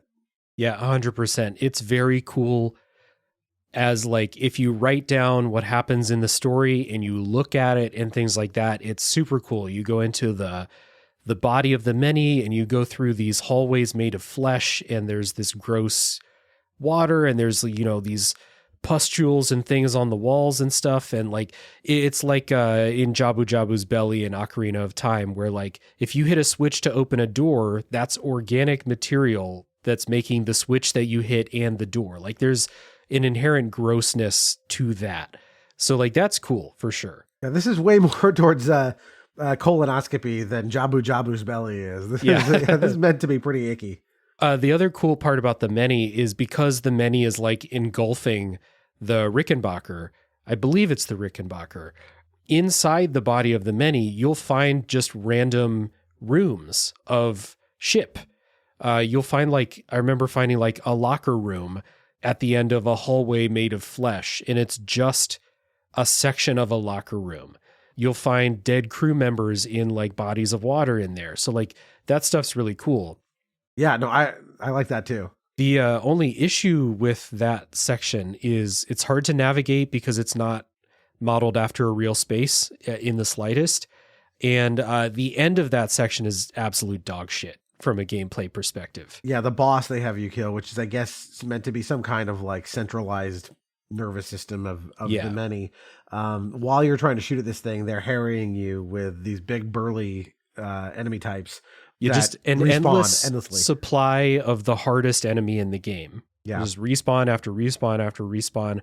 I save scum the fuck out of this final encounter. Like, if I made decent progress, like they have these jets that will help you jump high distances. Like if I made a good jump, save.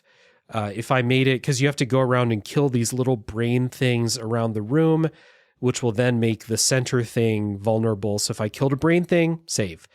Killed the second one, save. Yeah, it's extremely basic boss design from that perspective. It's, kill the things to make the shield go down to then attack the thing.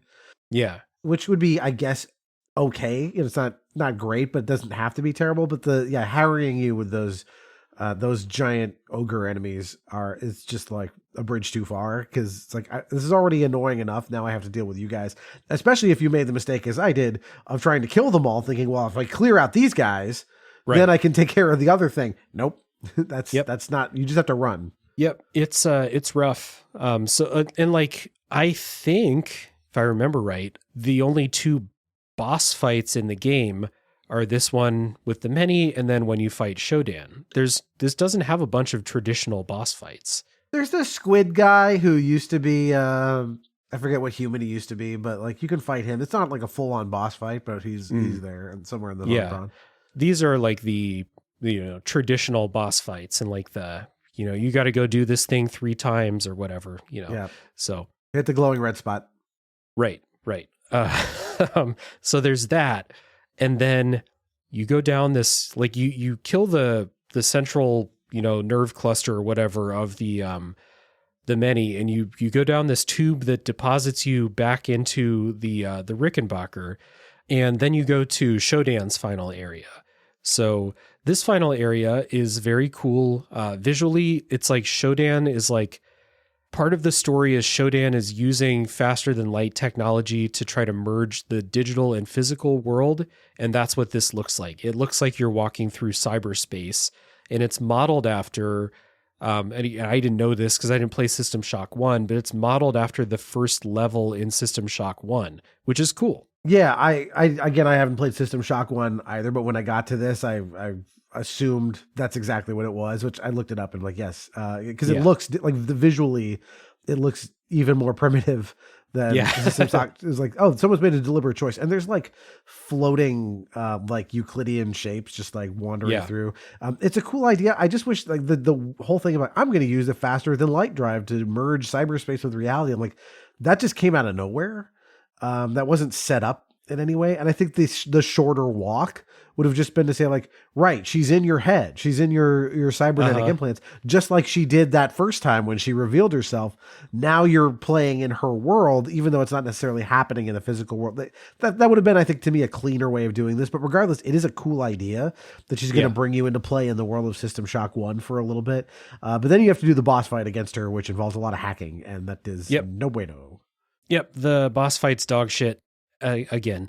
I guess the only setup for the Shodan's plan, we'll say, with the faster than light drive is the fact that the ship that you're on, like faster than light technology's just been invented. And so like Shodan's commandeered this and figured out something she wants to do with it or something. But it would have been cool to just been like, yeah, she's in your head, like you said, like the reveal section all over again, except now she's building spaces that you're going through.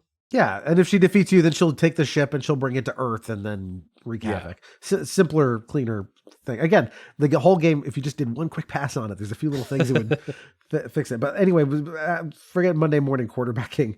The boss fight. Oof. So what happens if anyone didn't play it is there are 3 hacking stations around. You need to hack these things to remove this like protection from Shodan. And all the while, the floor is lava, and Shodan is spawning in copies of herself that come in and hit you while you're hacking. So you need to kill a couple of them, try to hack really quickly, run over to the next thing, do the same process. Like, if you didn't spec into hacking, I don't know how you do this fight. Like, I don't know if it's literally possible or not. Yeah, I agree. Like you said, and this would be a bad place to lock yourself out of the game. The final boss fight. So yeah, it's hard. And also the game, just as we talked about, like the hacking mini game isn't fun in and of itself, and then you can't do anything else while you're hacking. You can't like fight and hack at the same time. So it's just like these two flavors of gameplay don't mix at all. No. If there was a logic, like imagine in Bioshock, if you had to do pipe dream as fast as you can because you're in the middle of a boss fight. I'm sure that happens in Bioshock. It's been a minute, but at least with pipe dream, you know how the puzzle works. It's an intuitive system for a puzzle. And in System Shock 2, like we both said, we get to the end of the game, we both hacked hundreds of things. We have no idea how this thing works. So it's just click, click, click, click, click, click. Oh, fuck, that didn't work. Let me try again, I guess. All the while, the floor is lava and there are enemy spawns coming in to attack you. But you do it. You beat Shodan. And then you get one of 2 ending cutscenes, not optional, like they're one after the other. So the first one is the infamous one where you're like talking to, I don't know how this works at all, but you're talking to a screen of Shodan, and she's basically just talking shit to you. She says you were never meant to be important. She doesn't understand how you can defeat her. She's mad. She calls you an insect, a wretched bag of flesh. Again, you're nothing compared to me. You're the shit on the bottom of my shoe type of stuff. And she tries to tempt you with this offer to join for unlimited power. She can transform you into something more efficient and rule the galaxy together. So there's 2 parts to why this is so weird. First of all, it shows your character for the first time. This is a first-person game. You have never seen how your character looks. I don't even know if mirrors work in this game. I don't believe so. No. This was the first time that I had seen my character, and the design of your character is so fucking goofy. Like, you're a soldier and your character has this weird, like, gray shirt. He has a bowl cut and these goofy ass goggles. And it's just a baffling character design choice. Yeah, he's kind of got troll doll energy. Like there's something weird about the face, and then the goggles don't help. That makes things look weirder. And again, we've never seen this design before. We've never seen other characters with the same design, like other soldiers like us. So we're seeing it for the first time. It's it's pre-rendered in 1999 style. Like you think, like stuff in FF7 looks better than this, the original. It's very weird looking. And I don't know if you're going to cut in the audio of this, but if you're not, I have to go. Yeah. Otherwise, go do yourself a favor and find it on YouTube. The cybernetic implants I gave you were simply toys. If I desired, I could improve you, transform you into something more efficient. Join me, human. And we can rule. And we can rule together. Nah.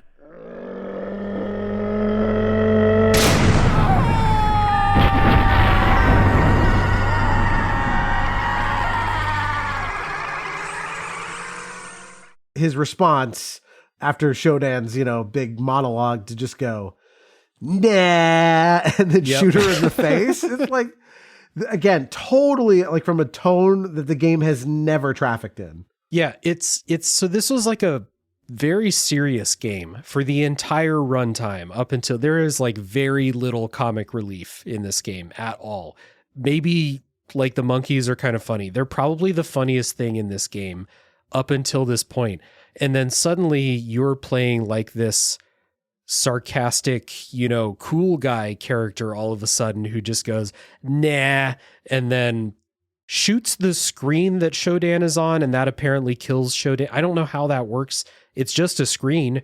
She's an AI inhabiting the entire ship, but this is enough to defeat Shodan, and you get this very weird, early 3D, like, warping of the face and this super cheesy, like, no death yell. And like Shodan like warps out of existence and goes away. And that's that cutscene. That's like before the credits. Yeah, again, Lawnmower Man stuff in terms of the visuals, but like very weird. And that even the nah is not great. Like it's very poochy to me. Like there's a little like if he was just like, no, Shodan, that's wiggity whack, and then shot her. Like it's on that level. It's very, you have to hear it and see it. There's no way that we could just possibly describe it with words, but it is like your character is the coolest person who's ever lived all of a sudden. And it's the way that the coolest person who ever lived would have talked in 1999 pop culture. Yeah, although, we were both alive in 1999. I don't know. But, so he's not Neo from the Matrix, he's right. I mean, like the too cool for school type character, Yeah. Like I said, Rostify him up by 10%, Poochie. So, very fucking weird. Super fucking weird. And then you get the credits, and then you get weird scene number 2. Yeah. You get the scene where there were two people who left the ship on an escape pod, Tommy and Rebecca.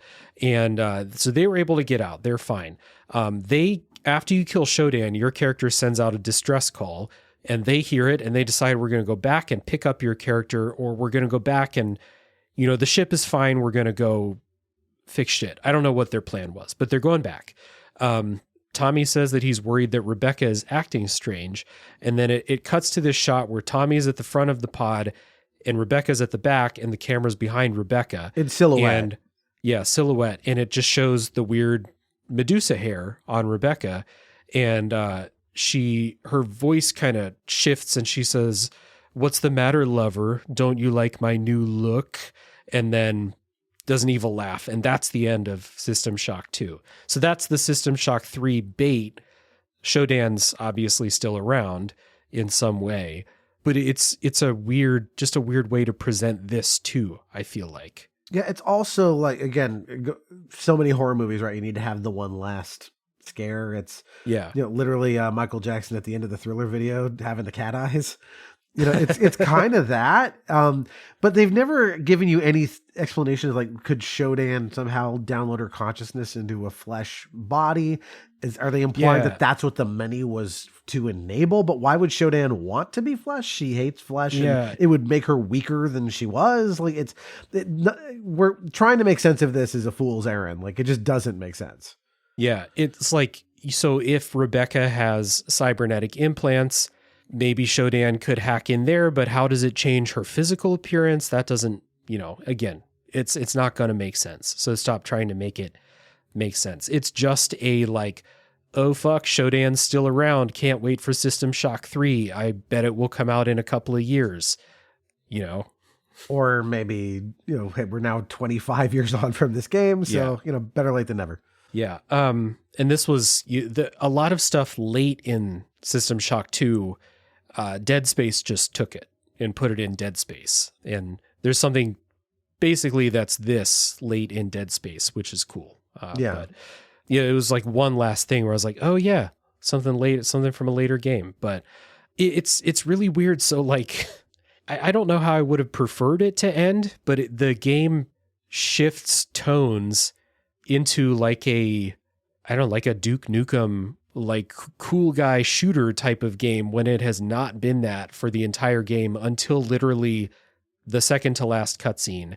And that's the end of the game. It's a very weird way to just end this game. Like with this, you watch this, you hear the audio that I cut into the episode, and you're like, was this their idea the whole time for how this game was going to end?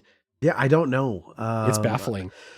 I know this game went through there were some kind of iterations of it. It wasn't originally going to be a sequel to System Shock. It was going to be something else, and it was entirely. And then they said, well, let's make it a System Shock sequel. And then but there were so many good things in this story that we highlighted as we talked about it.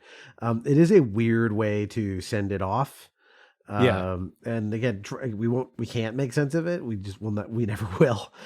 We can just talk about this is kind of one of the most infamous, baffling endings in games. Yeah. It's, to me, the only way it makes sense in my head is if at the end your character's making this choice.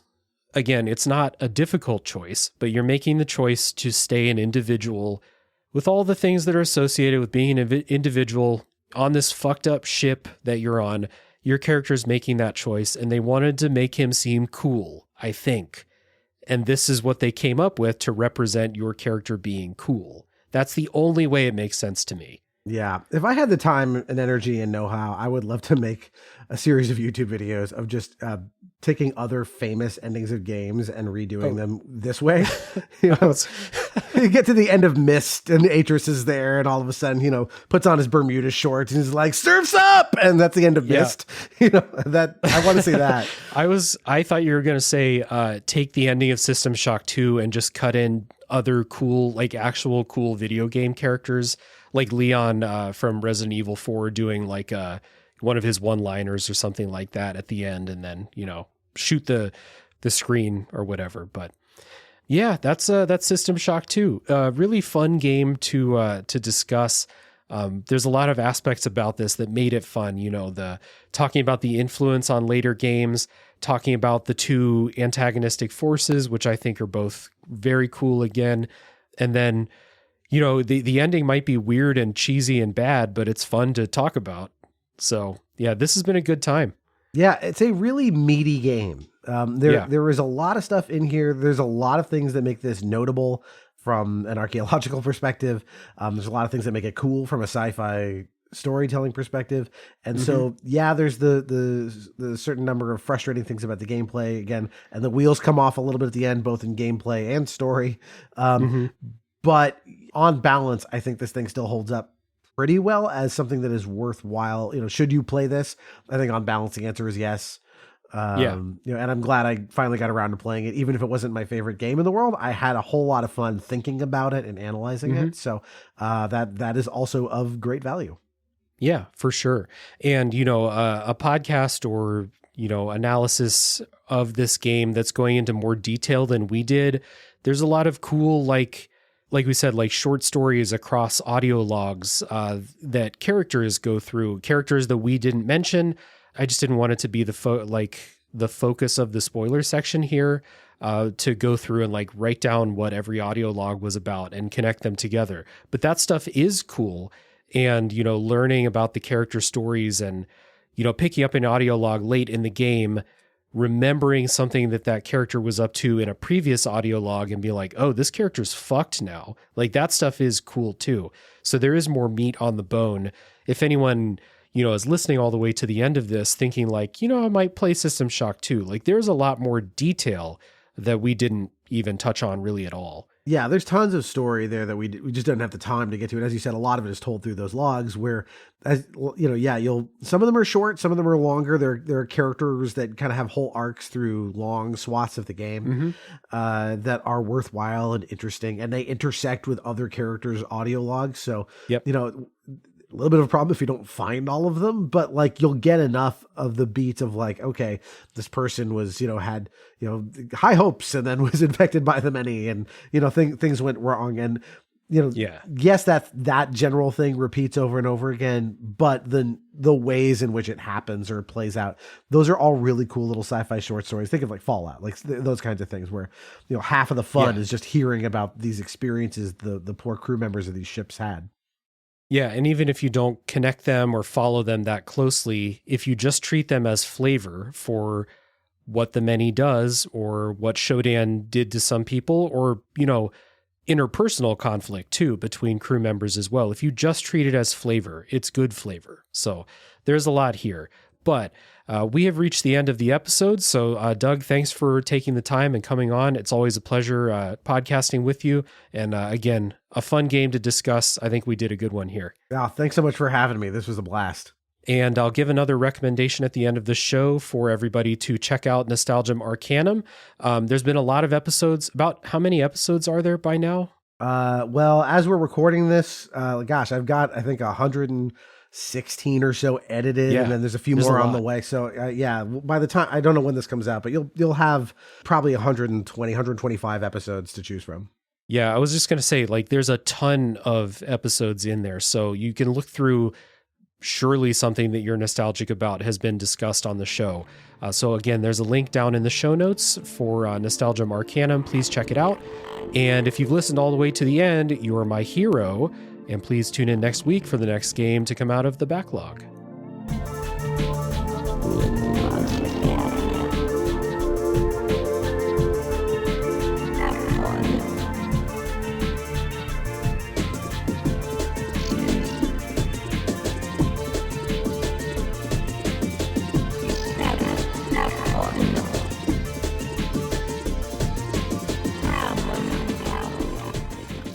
Hey, you there!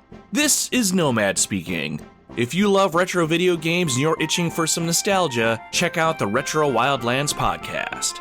In each episode, I'll use game music and sound to pull you into the gaming experience while I share my own thoughts and maybe a few memories. It's a great way to relive one of your favorite games or learn about a new one. Check out the Retro Wildlands podcast at superpodnetwork.com or wherever you listen to your podcast. Do you have a gaming subscription service like Xbox Game Pass or a crazy backlog and don't know what to play next? Well, 1H1D might be for you. Join me, Chris, and my college buddy Tom as we play a random game or a requested game for an hour and decide if it's worth playing past that hour. We go over the good, the bad, and maybe some little tidbits about the development you might not have known. Got 30 minutes? Give us a try, and if you like it, throw us a 5-star review. Try something new. You never know what might be your next favorite game.